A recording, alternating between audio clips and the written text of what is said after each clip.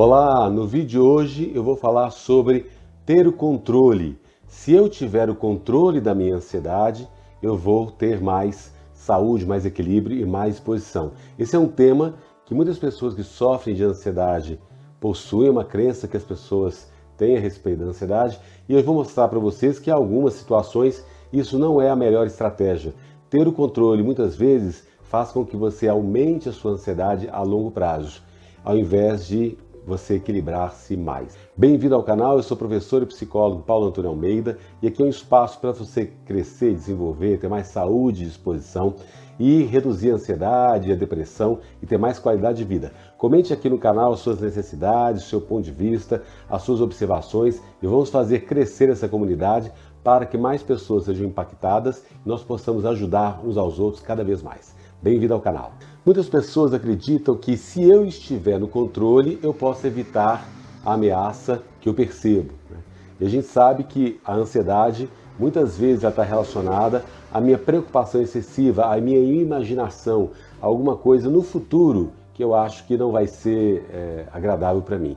Quando eu tenho essas sensações, esse incômodo, aí sim essa ansiedade ela aumenta cada vez. As pessoas geralmente pensam, por exemplo, se elas têm um ataque de pânico, elas começam a evitar sair em público, achando que essa evitação de lugares públicos vai diminuir os ataques de pânico. As pessoas que têm sintomas de ansiedade, sintomas físicos da ansiedade, como nós falamos aqui no canal em vários vídeos, muitas vezes elas pensam que se elas monitorarem os sintomas diariamente, com maior frequência, elas vão controlar esses sintomas e diminuir a ansiedade. As pessoas que têm mais ansiedade em falar em público, em participar de eventos ou ir em reuniões sociais, elas costumam evitar sair, estar em público, para que elas possam controlar os ataques de ansiedade. Elas acreditam que fazendo isso, elas vão controlar e diminuir os sintomas e os ataques de ansiedade. Nós podemos ver três principais problemas em relação a esse controle aí que as pessoas querem. O primeiro problema é a criação de um falso controle. As pessoas acreditam, por exemplo, que se elas estão com o coração acelerado e podem ter um ataque cardíaco, elas fazem de tudo para, às vezes, diminuir esses batimentos cardíacos como se fosse possível. Na verdade, o medo é interno, ele é independente da situação externa, independente dos sintomas físicos que você sente, independente das situações que você tenta evitar. Então, uma pessoa que tem uma aceleração do coração, ela acredita que ela precisa fazer tudo para diminuir essa aceleração e até não fazer atividade física. E a gente sabe que a atividade física, muitas vezes você acelerando o seu coração, acostumando o seu metabolismo com o coração mais forte, sendo com boas batidas cardíacas, uma boa frequência, ele traz mais saúde.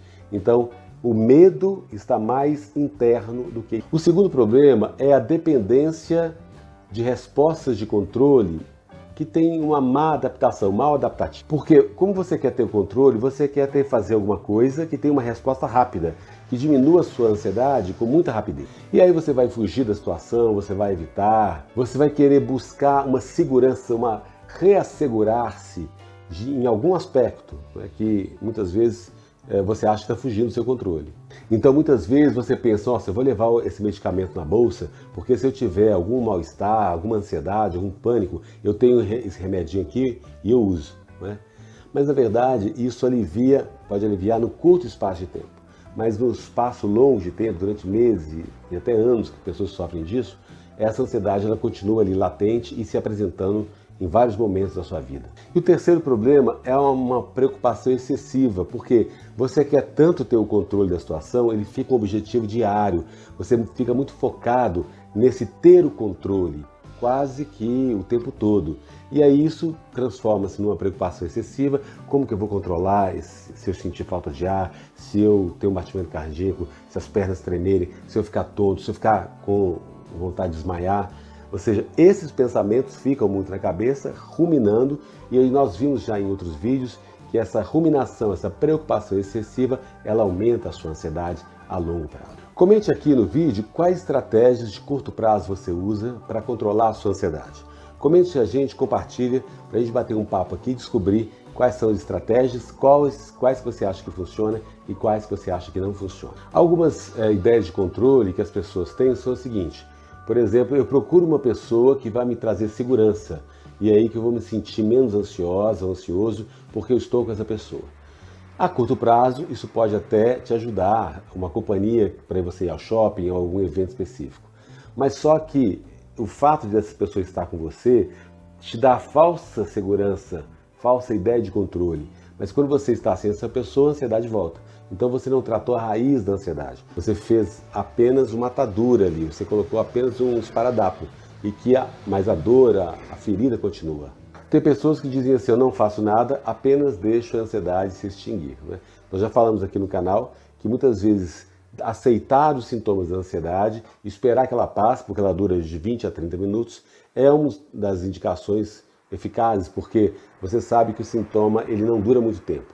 E assim você esperar passar 20, 30, 40 minutos no máximo, você vai descansar e relaxar, e aí a ansiedade passo a passo ela vai se resolver naquele momento. E nessa tentativa de você ter o controle da situação, controle da ansiedade, dos seus sintomas, você começa a ter alguns pensamentos que parecem que são favoráveis, que te ajudam a ter controle, mas pelo contrário, eles aumentam a sua fragilidade, aumentam a sua vulnerabilidade, você se sente mais preocupado, com mais medo e mais ansioso. Por exemplo, você pode pensar, eu sou emocionalmente fraca e facilmente eu sou subjugado ou subjugada. Quer dizer, você começa a ter uma variação negativa de você e isso aumenta a sua vulnerabilidade e a sua fragilidade e aumenta a sua ansiedade. Ou você pode pensar, eu careço de habilidades sociais e por isso tenho menos condição de me adaptar numa situação social. E por isso você evita sair, evita se expor socialmente aos lugares, porque você acha que vai se constranger mais facilmente. Ou você pode pensar o seguinte, as pessoas acham que eu sou desajeitada e que eu fico inseguro ou insegura em situações, ambientes sociais, e aí as pessoas vão começar a olhar para mim muito. Esses pensamentos, eles acabam trazendo você maior fragilidade e aí você evita sair em público ou compartilhar de eventos com outras pessoas. E aí com esses pensamentos, o que você faz? Você evita sair, estar com os amigos, com os familiares, participar de eventos sociais. Então você faz esses tipos de processos, de padrões de evitação, achando que assim você controla a sua ansiedade. E, na verdade é o contrário. Talvez ali naquele momento você vai sentir, ao não ir numa festa, você vai se sentir menos ansioso, ansiosa, mas a ansiedade permanece a longo prazo porque ela é interna, ela é independente.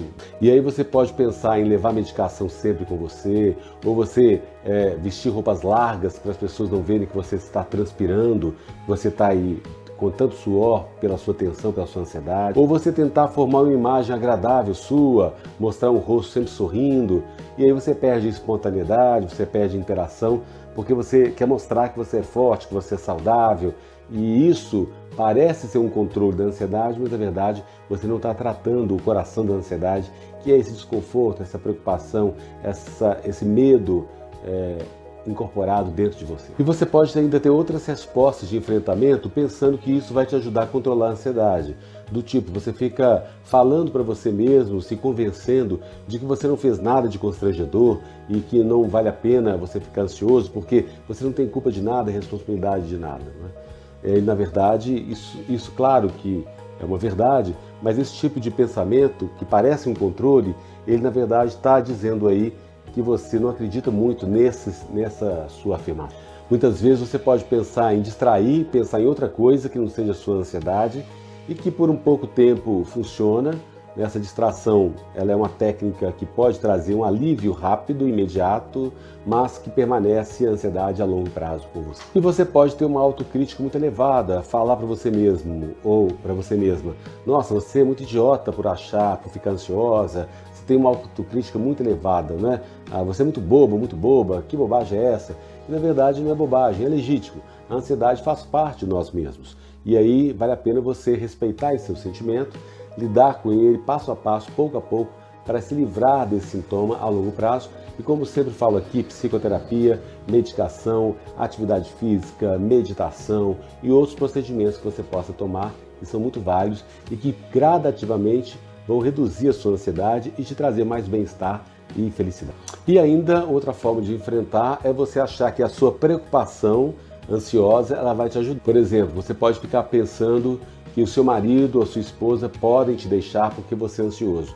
Então parece que essa sua preocupação ajuda você a resolver o problema. Na verdade, é uma preocupação excessiva que aumenta a sua ansiedade. Ou também você pode pensar, nossa, essa minha ansiedade ela vai aumentar e eu posso perder o emprego. Eu tenho que resolver essa minha ansiedade porque senão eu vou ficar sem emprego.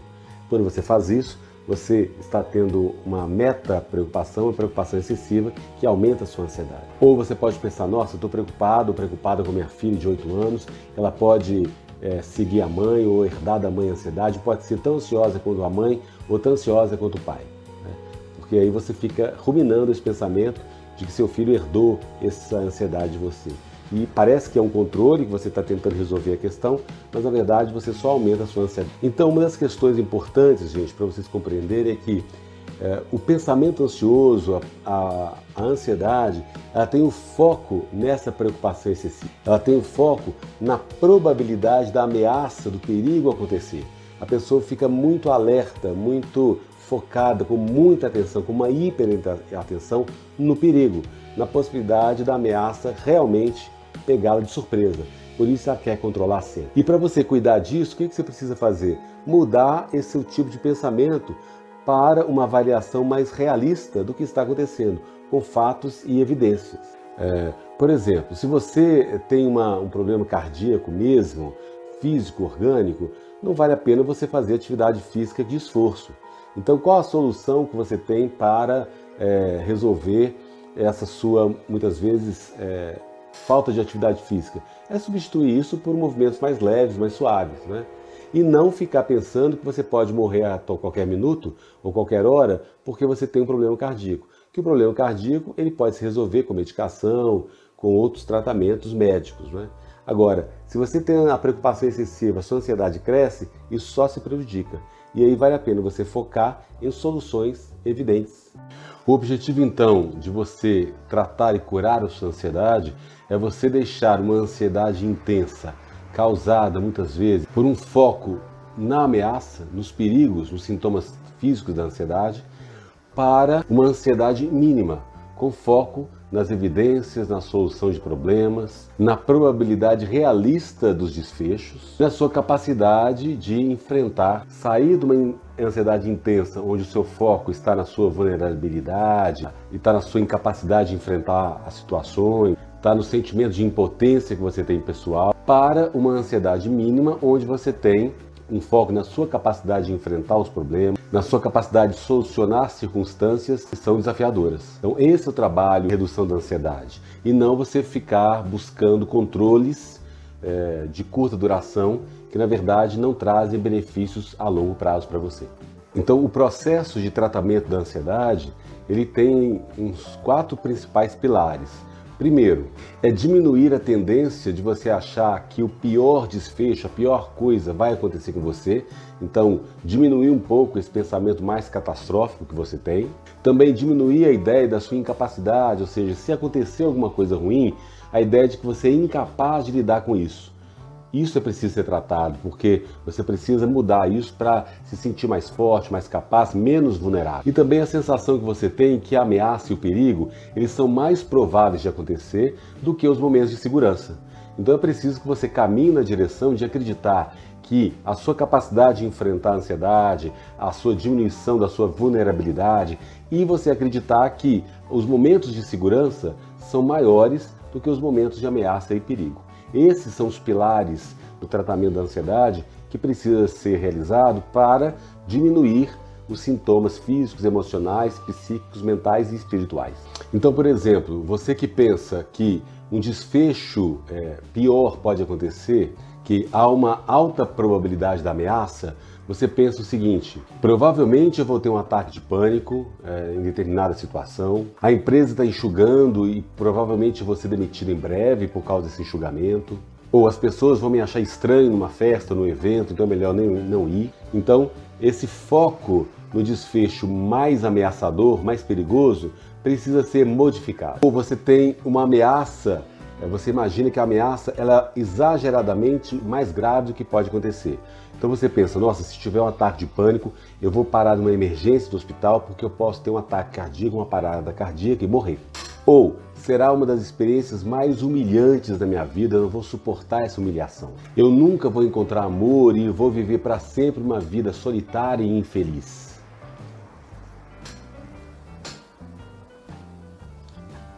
Ou eu vou perder meu emprego e vou ficar desempregado durante muito tempo por causa da recessão.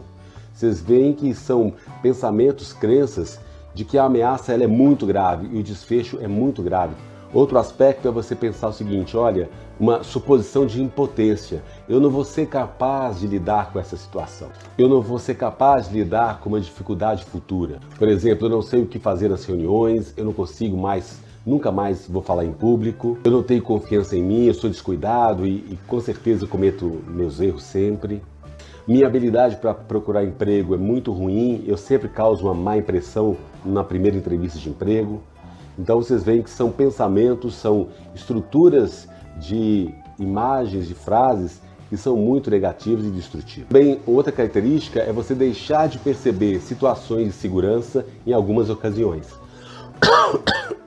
Por exemplo, eu não percebo que a ansiedade já está menos intensa em determinadas situações em público, ou eu não percebo que os colegas de trabalho, nas reuniões de trabalho, muitas vezes são mais amigos do que inimigos, do que agressivos. Você não percebe que a empresa, por exemplo, parou de demitir, então não vai te demitir porque ela já parou isso há muito tempo. E você não lembra as vezes que você foi convidado para participar de uma reunião, de uma festa, de um evento.